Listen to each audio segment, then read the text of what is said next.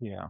I'll throw one more thing, one more topic that I don't think we've touched, but I hear this pretty consistently is that one of the fundamental principles of networking is, of course, scale, but it also like resiliency, right?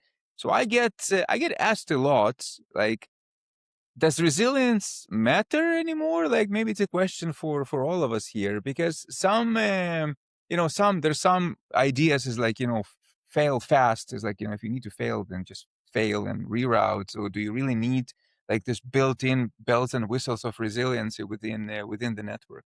So what do you think, guys? How much resiliency is important? Think it's very, very important. Resilience and reliability and availability, high availability. So without that, there is no networking solution. So networks are all about resilience and availability. Your network is down, you lose like millions of dollars, like within a span of minutes, or you can. That's like it's table stakes. So Syed can give you an example of one of our customers without naming that customer. Like there are unfortunate events going on in this world. And there are some data centers which have been affected because of those circumstances in the Middle East. And some of our customers which relied on those, the cloud regions, uh, did not get impacted from the networking perspective because we have resiliency built into our solution. So those are the types of things which go a long ways because if your network is down and you're a financial institute, it means you're losing a lot of money, and it's not acceptable from any networking vendor to be providing a solution which is not resilient, which is not highly available, especially if you're as a service. Then it's the vendor's responsibility because you're providing it as a service and you have to meet certain SLAs which you commit to your customers. So maybe Sayed, you can maybe talk a little bit more about it Yeah. without specific details, but example which came to my mind.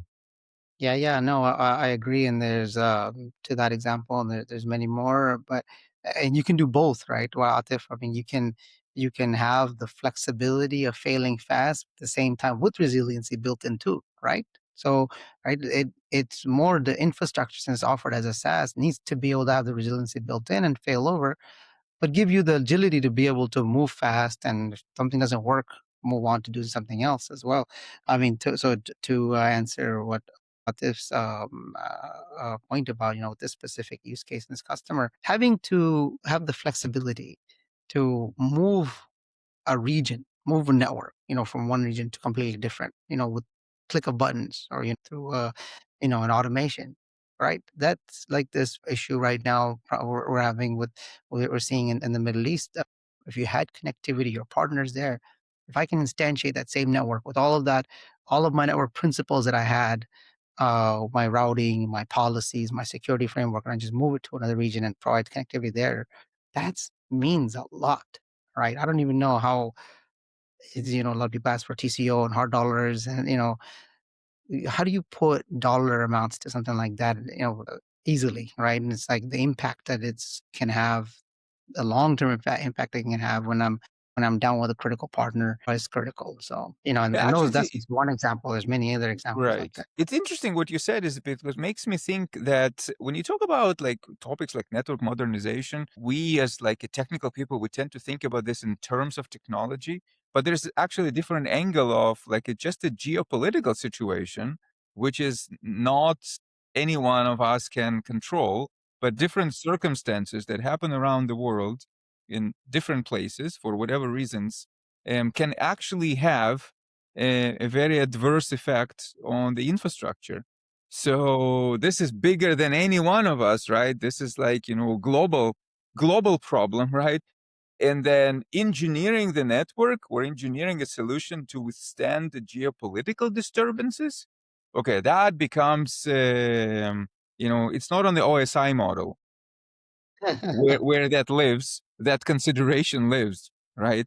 But it definitely interesting way to kind of think about network modernization in terms of being able to withstand from resiliency standpoint, the geopolitical changes that happen. Another A good example of that is I was in a park with a customer, right? Who was just testing out, and we had this whole, long drawn out POC that we are gonna do. We're just like day 2 in the POC, and he gets a call from his VP in this company, and he said that we have to exit Hong Kong because of some compliance reason. And this is October, and just before the new year, we have to get out.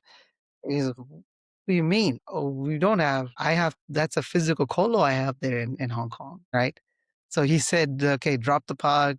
Can you do the production pilot for me and bring up a region in Singapore and connect my, mainland China users, connect my, my sites in Hong Kong, and then, be able to bring them back to the States? Said, yes, we can do that. I said, what happened to the poker face you had? You like the solution, that means, earlier.